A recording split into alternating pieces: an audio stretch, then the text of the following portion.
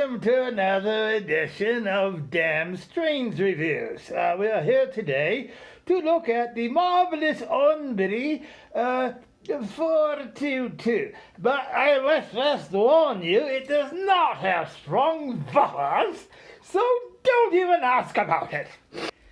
Well, by now you've all heard of El Cheapo. Well, this is El Dinero. And I'm here to tell you about this lovely locomotive you can just spend lots and lots of money on and then watch it go into the cropper because it doesn't work a bloody darn. But we're going to find that out and save you lots of money by not purchasing the damn thing to begin with. So here we have another Untitled Locomotive. This one happens to be a 422. Now, if you wish, you can look at the outside of the box, and there's not a whole lot to be seen of it. There's a little bit of the history here. You can press pause and read it to your heart's content. Now, I have not opened this yet, and so we will see together what we have inside. Well, first of all, we have a little packet of fiddle bits. God knows what they go to. We'll just look at those later. Whatever they're for, I have no idea. Now, the packing, as you can see, is, well, it's packed, shall we say, in yesterday's newspaper. Well, what do we have here? Oh, yes, very nice.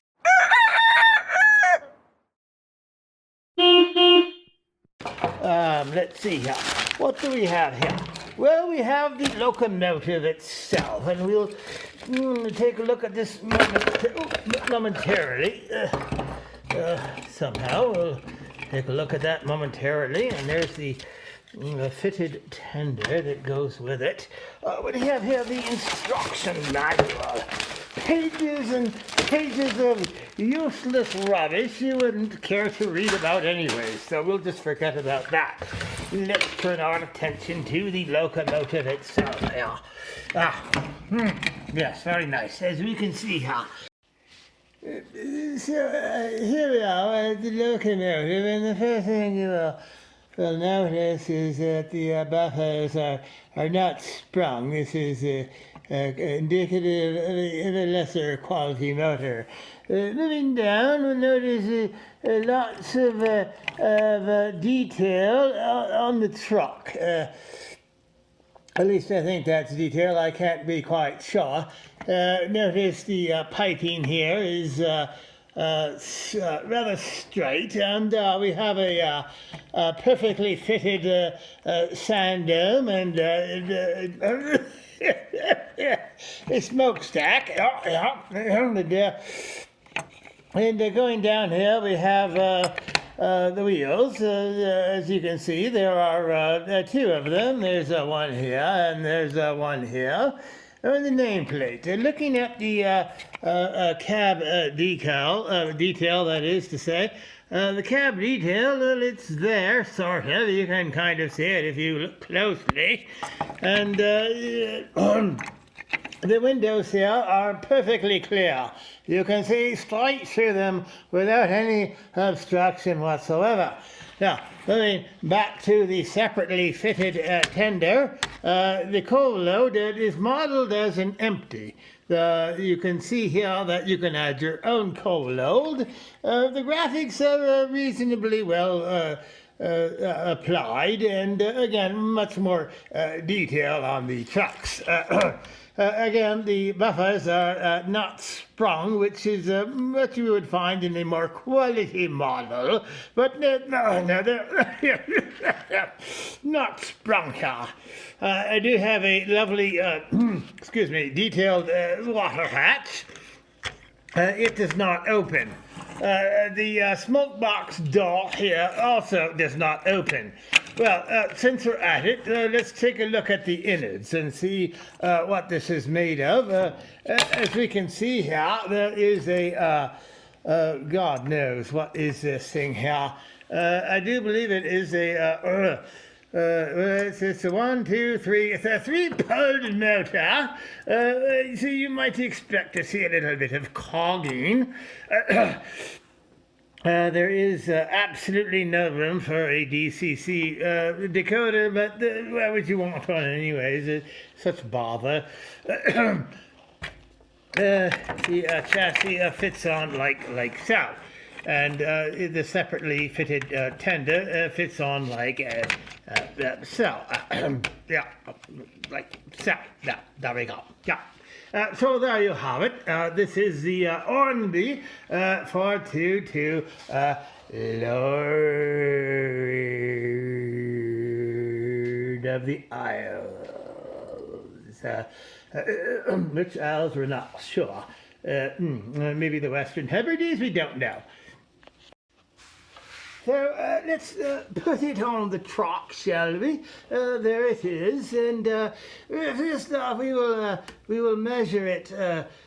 Measure its crawl, and to get a point of reference, we have put it next to an armadillo, and we will that way be able to see how well it crawls. And I will apply the power accordingly here. And I will turn the power up and up and up and up. And oh my goodness, yes, you see it? It's crawling so slowly, why you can't even see the bloody thing move. Extraordinary, extraordinary. Let's attempt to couple it up here. I have two lovely coaches to couple it up with, and let's see how well it couples. I will back it up and back it up, and it's not working. Try here, little push. Okay, here we go, and there it goes. And look, golly by heavens, it couples on the first attempt, and away she goes. Lovely, lovely locomotive, and there she goes. Around and round, then where she stops, nobody knows. But here she is, and lovely locomotive. And we're running it at about 50% power here.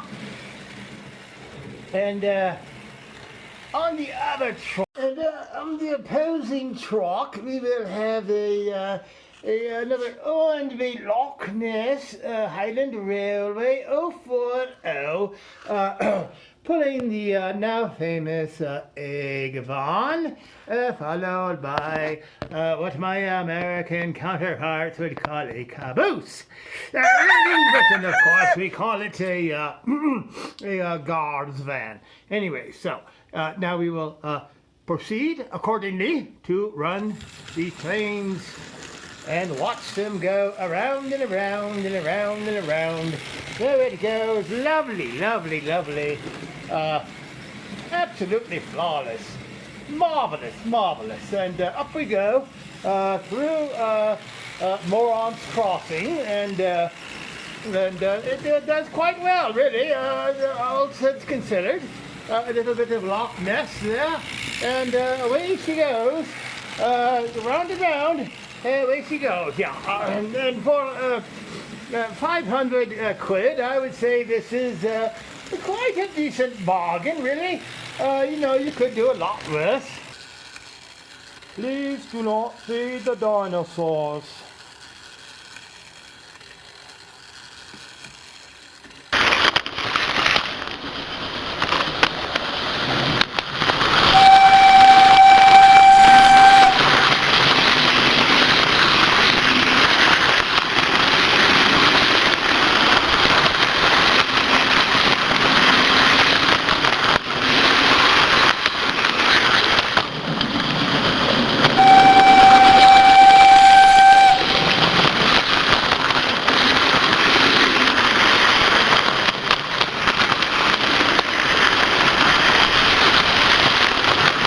Please mind the gap between the train and the platform.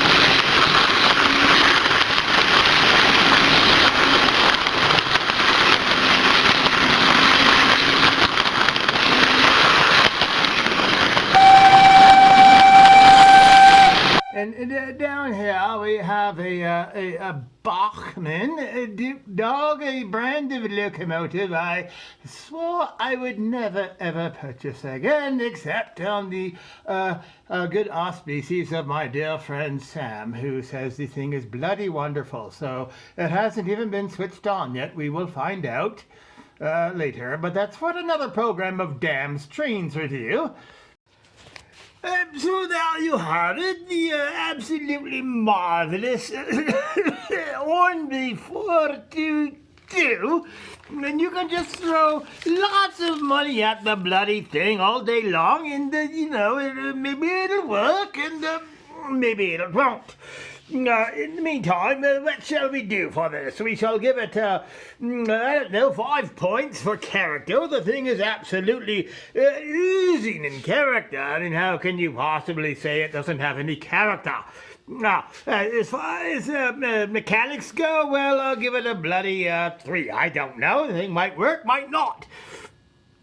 Beyond that, we have the overall quality, and I'd say the quality is about average for an overpriced, overheated piece of British nostalgia. Last but not least, we have to look at the detailing, and the detailing is quite adequate. As you can see, there is detailing here upon the front bogies, and but the buffers are not sprung, so we have to deduct a point for that.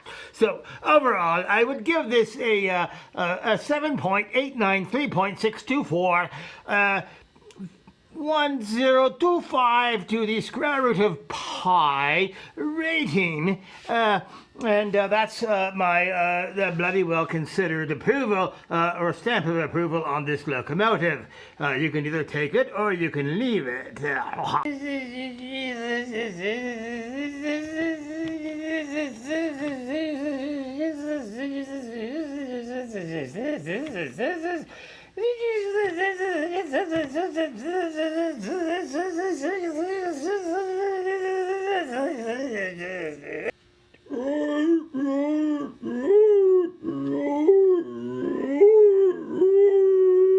Well, I hope you've enjoyed this bloodily idiotic review of Dam's Trains, and hopefully you'll never see me again.